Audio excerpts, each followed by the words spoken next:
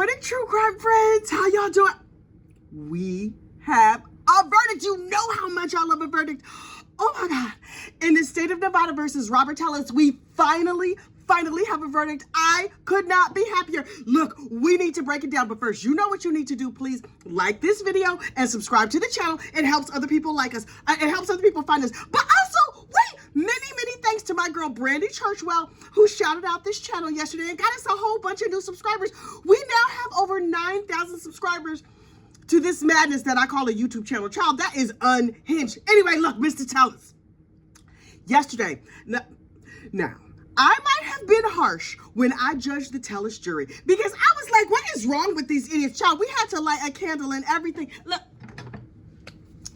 I called on our favorite deities, the Golden Girls, to solve this crime, to help, not solve the crime was already solved, to help this jury get their whole act right, fully installed, and come to a verdict. And jury, I would like to apologize because my internet boyfriend, Peter Tragos, told me that it's not that there was like one holdout who was an idiot on the jury, although I suspect that might have been a little bit of the case, but that maybe the jury was thoughtful and had many questions, and they wanted to go through all the evidence little by little. And I was like, okay, I will accept that explanation. And so I will not have Sophia hit you over the head with her purse that's filled with all them brochures from Shady Pines, because y'all took way too long. You took way too long. But you did get it right. And so I mostly apologize. So look, this is what happened.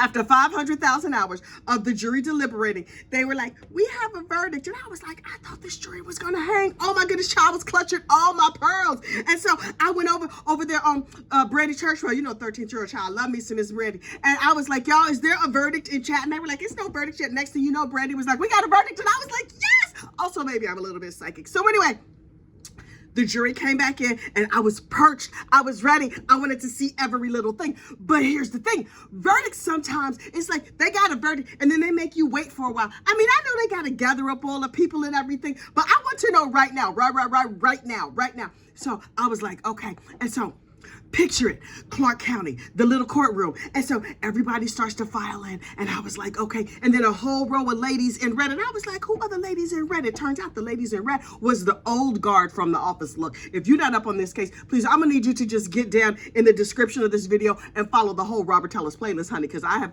followed this trial breathlessly day by day. So all the old guard from the office showed up and they wore matching red outfits. And I was like, okay, ladies, we are ready to go.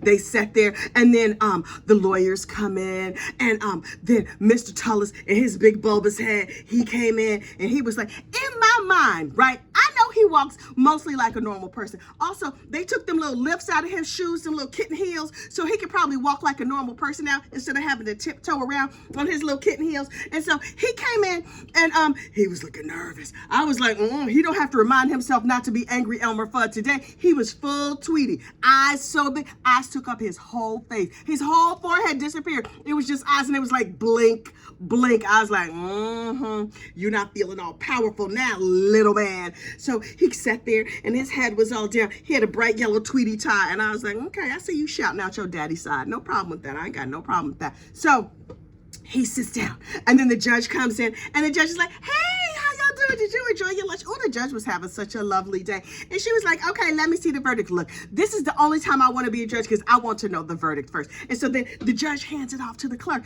and they were like, hey, little man, stand up. Oh, you're already standing up? We couldn't tell. Anyway, and so the lady, the clerk or whatever, read the verdict. Now look, here's the thing. Some states, they just look at the paper and they're like, he did that, guilty. And then that's it. But then in other states, they say, in the state of blah, blah, blah, and they read all the charging documents or whatever. So in Nevada, they read all the stuff. They were like, we in the great state of Nevada, county of Clark, on this day, whatever the date is, land of prostitution and free drinks at the casino, fine, Mr. Tellis, guilty. And I was like, yes! I was so excited. Oh my God, I was so excited. And so he was just like, but here's the thing. Did you notice? I noticed it when I watched it. When they said How do you find on the charge of unfortunately unaliving that man and blah, blah, blah, blah, blah. Immediately, Mr. Teller started shaking his head no. I was like, boo-boo, it's a yes. You should say yes because you absolutely did that. He started shaking his head no, and they were like, guilty. Then there was like another charge, guilty, guilty, guilty. He was guilty on all charges. I'm not sure what all the charges were, but you know, you're not here for facts, child. You're here for gossip. So anyway, they found him guilty on all charges, and he was then very, very sad. The little Tweety eyes dimmed to like half mast, and he had his head down, and he was feeling very sad. And I was like, sir, were you feeling this sad when you took a knife and unfortunately unalived that man, impaled him within an inch of his life? May Mr. Jeff German rest in peace. Here's the thing that's crazy. Investigative reporter Jeff German down there in Las Vegas reported on the mob and crooked politicians and all of these other kind of people. He was out here righting all kinds of wrongs, and the mob didn't get him. The Kitten Hill Killer got him. Sir, you wanted to be remembered. You wanted to be a name that everybody knew. Well, now everybody knows your name, and we see your big old stupid head too. Take your bulbous head to prison. Anyway, and he was looking real sad. Now look, according to the lawyer, this jury was very contemplative, and they took a while, and they had many questions, and they wanted to work through all the details. Okay, I still think they could have come back in like 10 minutes instead of 5. But anyway, they got the answer right. And so then Mr. Teller sat down.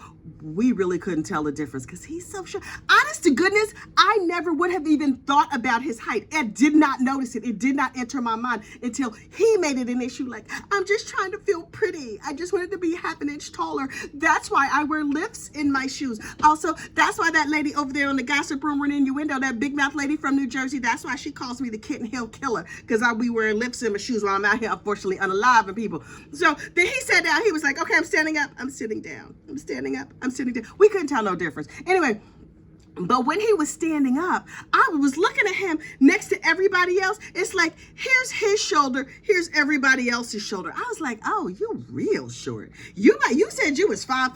I think he might be 5'2". Nothing wrong with being 5'2", child. I'm part of that 5'2" life myself. Quiet as is kept.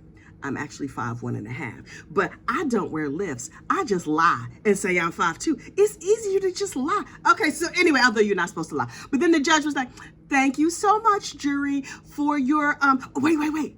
When the court clerk was reading the verdict, she read all the guilties, and I was like, that's all we need to know. And she keeps reading, she's like, you need me to read the rest of this? Because I don't, we already know he did this. The judge was like, now I need to talk to the lawyers. So the lawyers came up, and then they agreed to go to the penalty phase. And I was like, wait, they're going to do the penalty phase right now? Right now?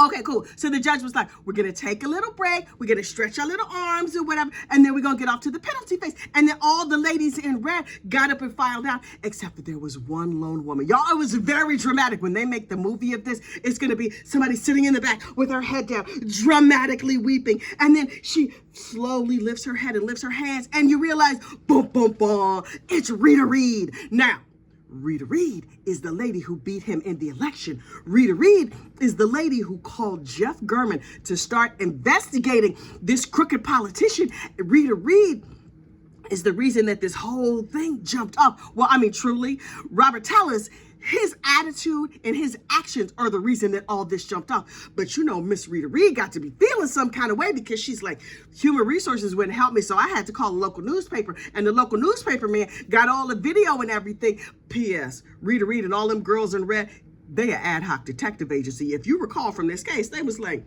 the human resources people are not helping us. Y'all, we not allowed to talk in the office no more. So they pulled a full winkum, blinkum, and nod. They was like, that mean meet me in the ladies' room upstairs at 2 o'clock. Everybody left at a different time through a different door. They regrouped in the bathroom, and they was like, okay, we're going to follow this Mama Luke, and we're going to find out what's going on. That's how they got the videotape of him. They was recorded on their cell phone, sitting in cars, dressed all in black. They wasn't wearing red when they were stalking his behind. Hunched down in cars in parking lots, getting video footage on their phones of him getting out the back seat of the car with Miss Roberta down from the office. Backseat Birdie, girl, we see you, and we have not forgotten about you. And I was like, Now, after that relationship came to light, I was like, I'm surprised your wife didn't leave you on the spot. Because first of all, you seem like a terrible human being. Also, you cheating on her? Oh. Okay. Nah. She let you live. Okay, well, good for her. She a better woman than me. So anyway, they go on to the penalty phase of the trial. And Jeff Gurman's family, all the victims' family gets up and they talk about, we miss Jeff. We love Jeff. He was a wonderful person. He was beautiful, whatever. And I was like, oh, that is so sad. Tito, get me a tissue. Anyway, you old if you get that reference. Anyway, so then they had Mr. Gurman's wife get up there.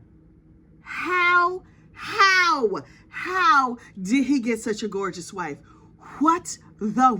What does this man have going? He's so teensy. He must have a lot of personality, a lot. And so she was like, we were a blended family. He had a daughter, I had a son, and then we had a baby together. And he never referred to halves or steps. We were all just family. Ma'am, that's how that's supposed to go. You're not supposed to delineate, oh, this is my step, this is my half. They're just your kids. I have a child that I did not give birth to. You know what I call him? My son. Anyway, although I did give birth to 3 sons, child, we got a lot of sons. So anyway, he was like, he was a good father. He made chicken fried rice for his daughter with a recipe. Who needs a, I knew when he started talking about making chicken fried rice with a recipe, I was like, he a lying sack of sugar. Don't nobody need a recipe to make chicken fried rice. Anyway, so, she was like, he was a good father and I'm really beautiful. And, I tolerated his madness because he seemed like a nice person and he was good with the kids and whatever else. Oh, I hope she was having her little piece on the side because I can't imagine just having to live with that man. It makes my heart hurt for her that she had to live with him. So anyway, she had this gorgeous purple hair. Oh, stunning. Anyway, and she had 2 kids. She has the figure of life. Oh, child, what are you taking? You got that Ozempic or something like that? Because she was gorgeous. Anyway, not that it's about looks, it's not. But I'm shallow and petty and vain. So anyway, she gets off the stand and I was like, okay. His ex-wife still likes him. Wonder how long till she divorces him. But she was just like, please, I accept your verdict. Also, this means he getting out of my house and I'm really, really thrilled about that part of it. So please let him walk his daughter down the aisle at some point if it ever comes to that. But if you don't, it's fine. I'm cool with it. And I was like, girl, I got you. You trying to put on a good show, be like a good mother, because your kids gonna see this someday. But between me and you know you happy to have him at the house. Come on now. Anyway, so then another lady gets up and I was like, oh, who is this nice lady? His ex-wife. His ex-wife had nice things to say about him. And it made me think, there might be a little bit of humanity in this big bulbous head man. Oh, if your ex-wife says nice things about you, he was a good father. We have established he was a good father. We have also established that he is a ruthless unaliver. So I guess those 2 things go together. But here's why I think maybe they don't go together. Because if you're a good father, you don't throw away your whole future over a petty grievance. So now your child has to live without a parent in the house to like love her and nurture her and whatever. Sir, I'm gonna need you to think ahead and think longer than just you and yourself and whatever. You done messed up your whole family, Mr. Gurman's whole family, but you're still a good father? Okay. I have doubts. And then this other lady got up and it looked just like his wife. And I was like, wait. That must be his mother-in-law because that lady looks exactly like his wife. And she was like, I am Bulbous Head's mama. And I was like, for real? Wow. Okay. His mother was really beautiful. What happened to him? What his daddy look like?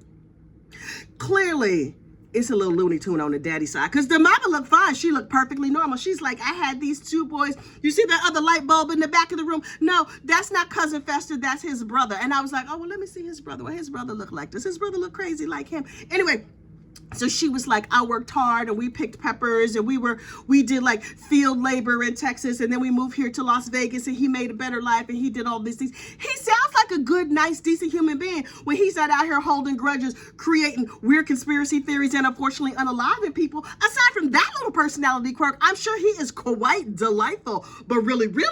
He needs to go to jail for a long time.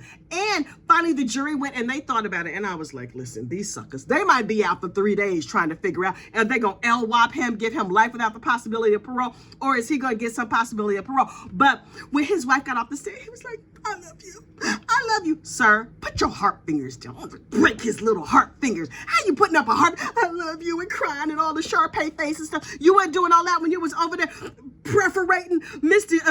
Gurman over and over again. Put your fingers down. smack his little face. Wait, did you notice his hand? He did this weird thing with his hand. Look, go back and watch the videos. When people was talking, he had his hand like this. Well, normally he does full glamour shot like this, because you know when you do the glamour shots, you got to have your hand like this, because that's how they did it circa 1984. But he had his hand folded like this. Is he double jointed in his wrist? This part of his hand was fully folded down like flat. Like, you see how there's a space here? He had no space. He can make his hand go totally flat. Is that a sign that he's unaliver? Is he double jointed in his wrist? Is that like how you know somebody is pure evil? So listen, single ladies, if you're out here on a date, you'll be like, hey, how you doing? Can you fold your hand like this? And if their hand goes all the way flat, you could be like, say to yourself, killer. Okay, thank you. It was so nice to meet you, and then go on with the rest of your life. But anyway, I've gotten off topic, child, as I am wont to do. So anyway, finally, the jury comes back, and they recommended a sentence of 20 years to life. So now listen, 20 years, Gervin is 48. And so that means he would be 68, 70 when he gets out of prison, maybe a little time off for good behavior. But here's the thing. Most people do not make parole on the first try. Also, you have to take personal responsibility and show that you've grown and you've changed. Honestly, for the betterment of society, I hope he does all those things. Because he has to sit still with himself for minimum of 15 years and just think about this and watch everybody's life go on. After this is over, I won't remember this man's name, because I barely remember my name, Lord knows. Nobody will remember your name. Nobody will remember your crime. You will still be sitting over there with your big stupid head rotting in prison where you belong. And so I hope he stays in prison for 20 or more years. He might never get out. All that bad food or whatever is bad for your health. It's not like you getting top-notch health care down there in the Clark County or the Nevada State Prison System or wherever you going. Sir, you have earned that. Nobody did this to you. Compass Realty didn't do this to you. The district attorney didn't do this to you. Sir, you did this to yourself, and it is well deserved. Well deserved. Now look, the question is, what case are we going to do next? You know that Corey Richards, she had herself some preliminary hearings covered over there by EDB, Emily D. Baker. Oh, you know I'll be up there on Miss EDB. Oh, I love me some Emily D. Baker. Now, listen, I'm not going to lie. Brandy Churchwell is my absolute favorite. But I do enjoy some Miss Emily D. Baker. So, next up, we are covering Corey Richards' preliminary hearings. Because, child, it is a whole mess. A whole mess. In the meantime, y'all have a great day. And you stay safe out there. Bye.